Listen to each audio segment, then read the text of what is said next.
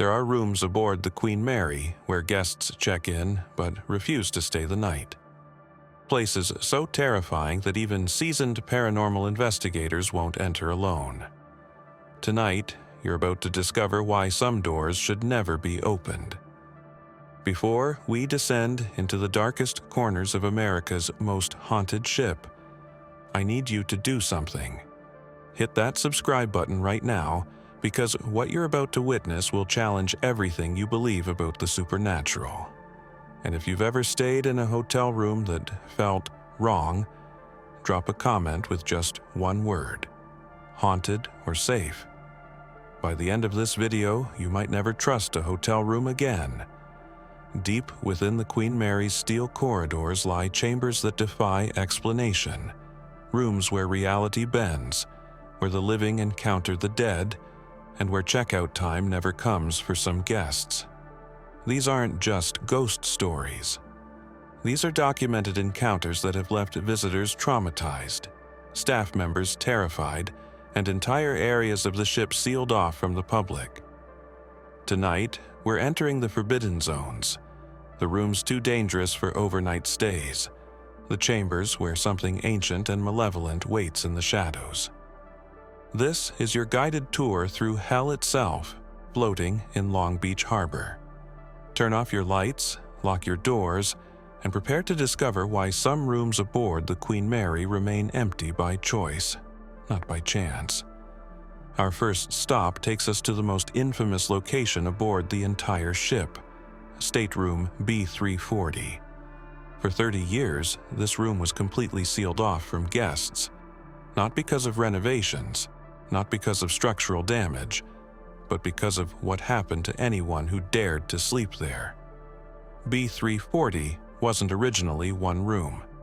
It was created by combining 3 third-class cabins during the ship's luxury era. But this combination created something unnatural, a space where the boundaries between our world and the next grew dangerously thin. The room's dark history began in 1948, when British author Walter J. Adamson checked into B340 for what should have been a peaceful Atlantic crossing. He was found dead 3 days later under circumstances so mysterious that his cause of death was never officially recorded. The ship's doctor couldn't explain what killed a seemingly healthy man in his prime.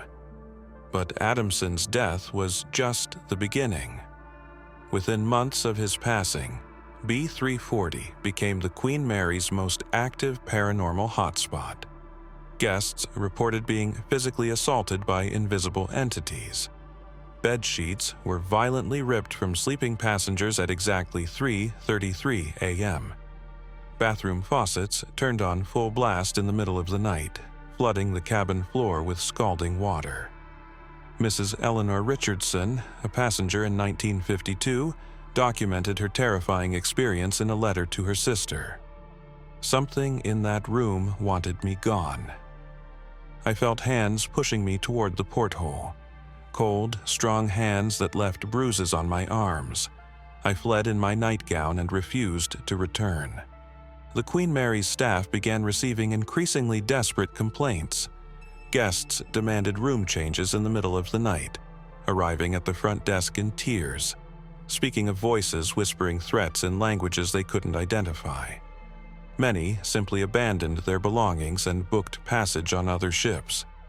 By 1967, the hotel management made an unprecedented decision.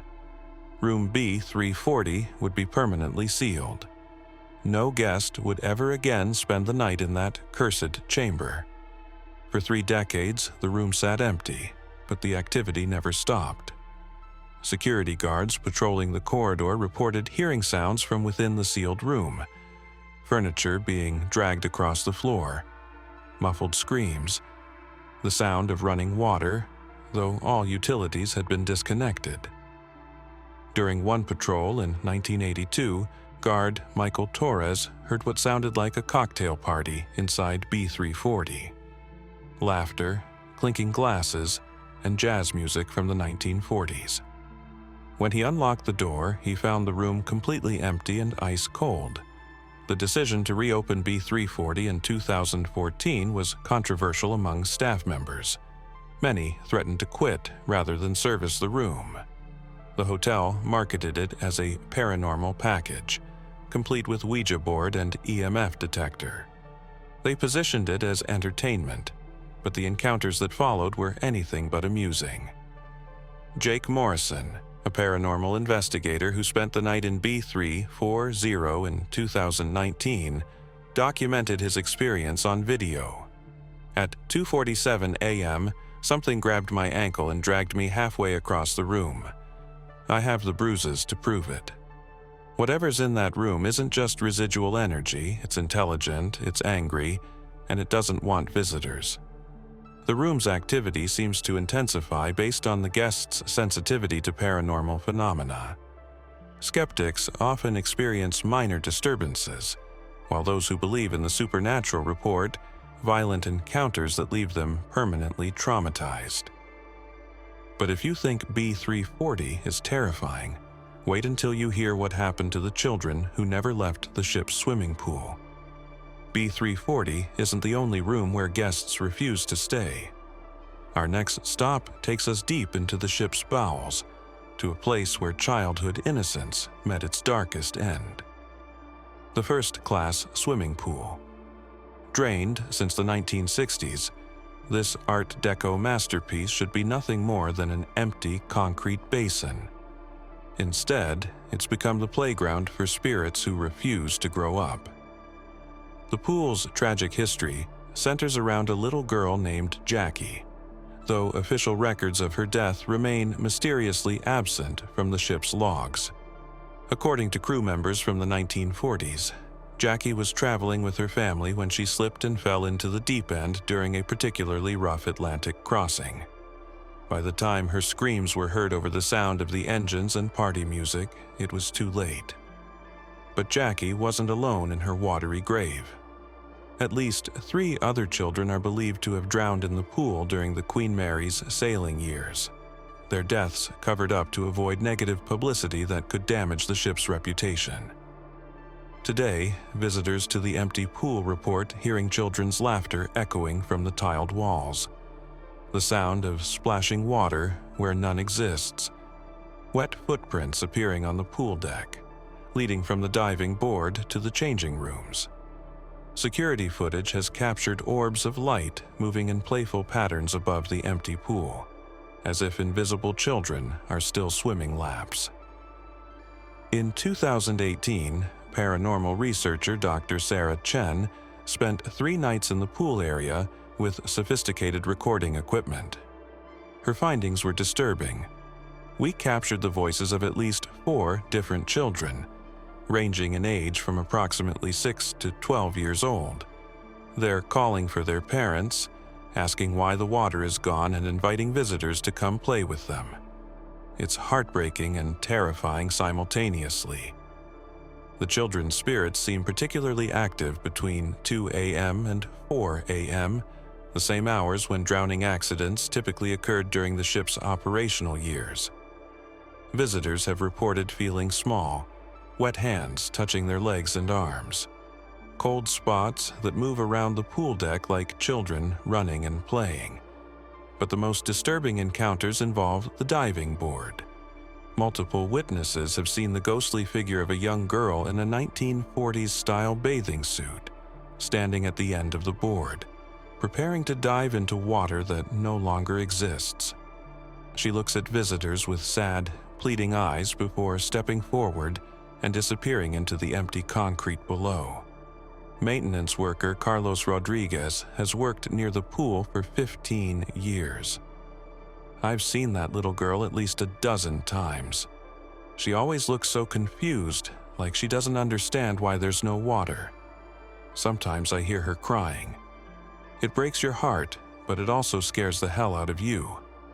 The pool area has become so active that hotel management now includes it on their official ghost tours, but they warn visitors never to enter the pool itself, not because of safety concerns, but because several guests have reported feeling invisible hands trying to pull them down into the deep end, as if the drowned children want company for eternity. Our journey into darkness now takes us to the ship's mechanical heart, where the living and the dead work side by side in an eternal dance of tragedy and duty. Engine Room and Door 13. This is where 18-year-old John Petter met his gruesome end on July 10, 1966. The massive, watertight Door 13, weighing 13 tons, crushed the young crew member during a routine safety drill. But John Petter's death wasn't routine, and neither is his continued presence in the engine room. The circumstances of Petter's death were particularly tragic. He was new to the ship, eager to prove himself to the veteran crew. During the safety drill at 3:55 a.m., watertight doors throughout the ship were being tested. Door 13 began its slow, inevitable descent, while Petter was tending to a bilge pump just inches away. The engine room's ambient noise masked the warning signals. By the time fellow crew members realized what was happening, it was too late. The massive steel door pinned Petter against the bulkhead.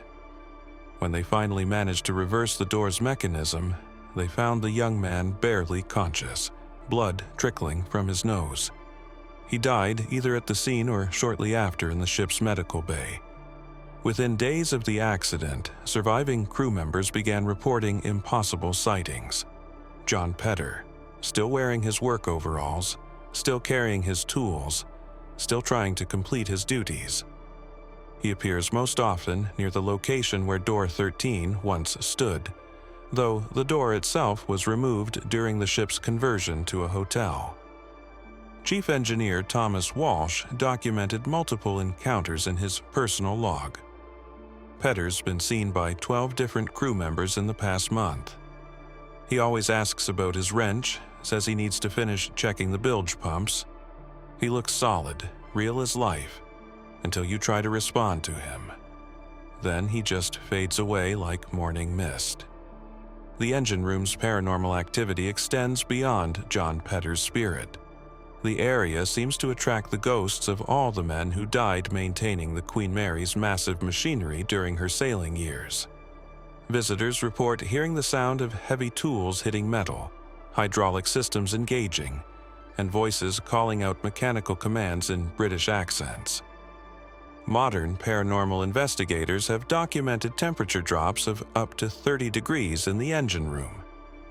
Electronic equipment malfunctions regularly, with brand new batteries draining completely within minutes of entering the space.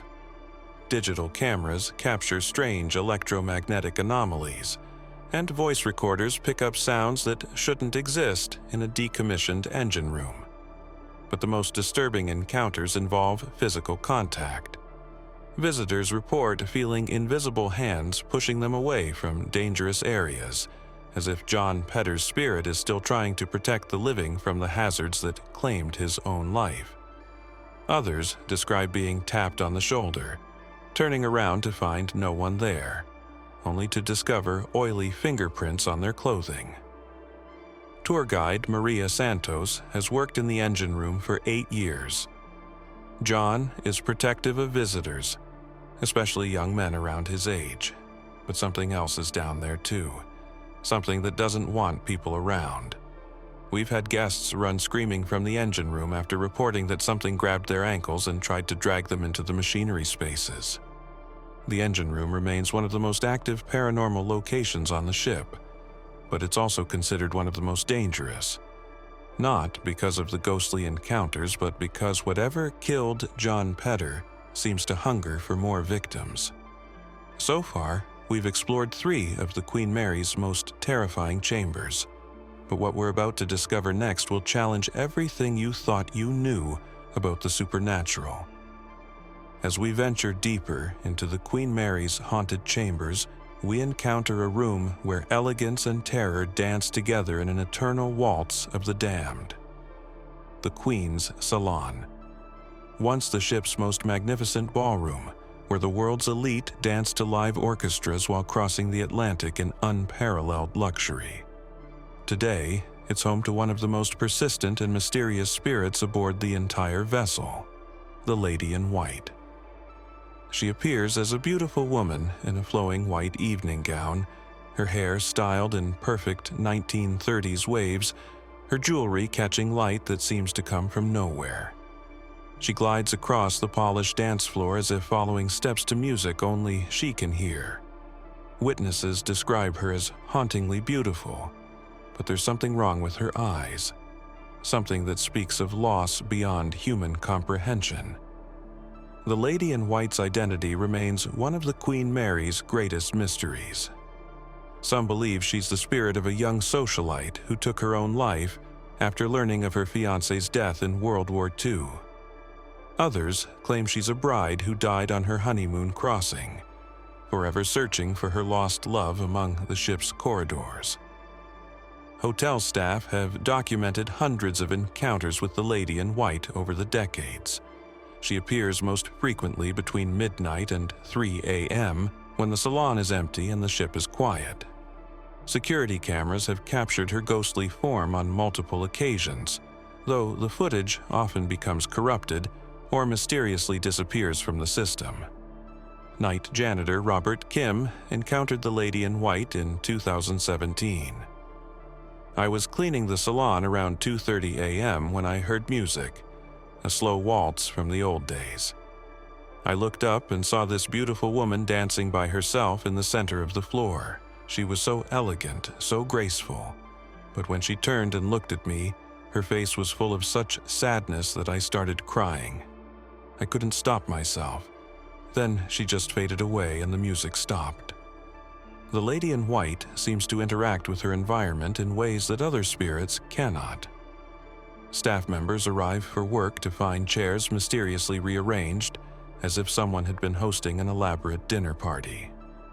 Tables are set with invisible place settings, wine glasses positioned as if filled with champagne for ghostly toasts. The salon's grand piano, a magnificent Steinway from the ship's golden age, sometimes plays by itself. Always the same melancholy waltz, always at the same tempo, as if the Lady in White is conducting an orchestra only she can see. Piano technicians have examined the instrument repeatedly, finding no mechanical explanation for its autonomous performances. But the Lady in White isn't the salon's only supernatural resident. The room seems to be a gathering place for the ghosts of passengers who died during the ship's sailing years. Witnesses report seeing translucent figures seated at tables, raising ghostly toasts, engaged in conversations that echo from decades past.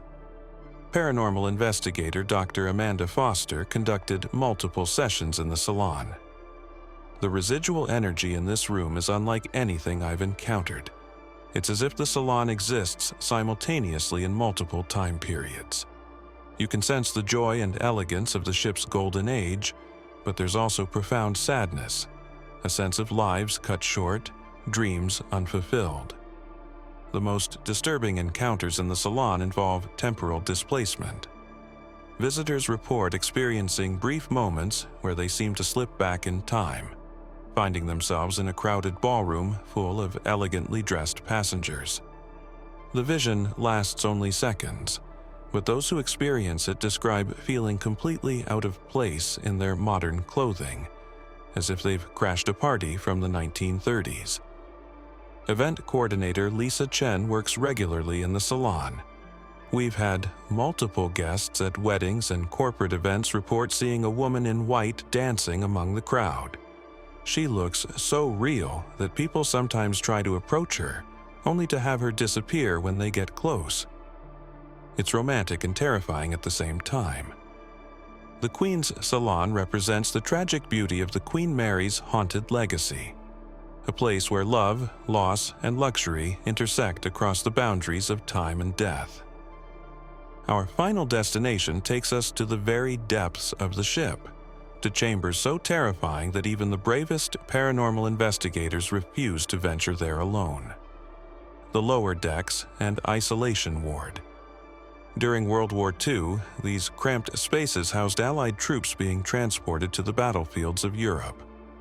But they also served a darker purpose as makeshift medical facilities and isolation wards for soldiers suffering from combat trauma, disease and injuries that couldn't be treated in conventional sick bays. The isolation ward was located in one of the ship's lowest and most confined areas, where natural light never penetrated and the air grew thick with the smell of fear, sickness, and death.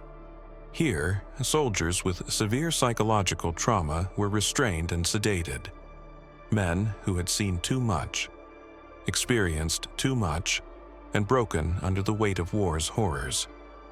Records from the Queen Mary's wartime service indicate that at least 17 soldiers died in the isolation ward, though the true number may be much higher. Official logs were often altered to maintain morale and avoid negative publicity that could impact the war effort. Today, the lower decks remain largely off-limits to tourists, but the few who have gained access report encounters that defy rational explanation. The area seems to retain the psychological trauma of its wartime occupants, creating an atmosphere of oppressive dread that affects even the most skeptical visitors. In 2019, paranormal researcher David Kane gained special permission to spend 3 nights in the lower decks. The psychological pressure down there is crushing. You can hear voices, screaming, sobbing, but they're not coming from any specific direction.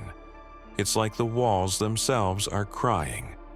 On the second night, I saw a soldier in a torn uniform rocking back and forth in the corner, but when I approached, there was nothing there. The isolation ward itself has been sealed for decades, but maintenance workers who have entered the space report finding evidence of continued occupancy. Personal belongings that appear and disappear, military-issue blankets folded with hospital corners on beds that shouldn't exist, and most disturbing of all, fresh scratch marks on the walls as if someone is still trying to claw their way out. Security footage from the lower decks has captured unexplained phenomena that equipment specialists cannot explain.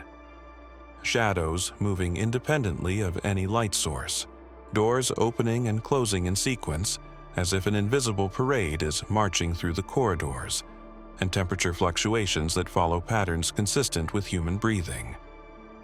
Former maintenance supervisor Jim Patterson worked in the lower decks for 12 years before requesting a transfer.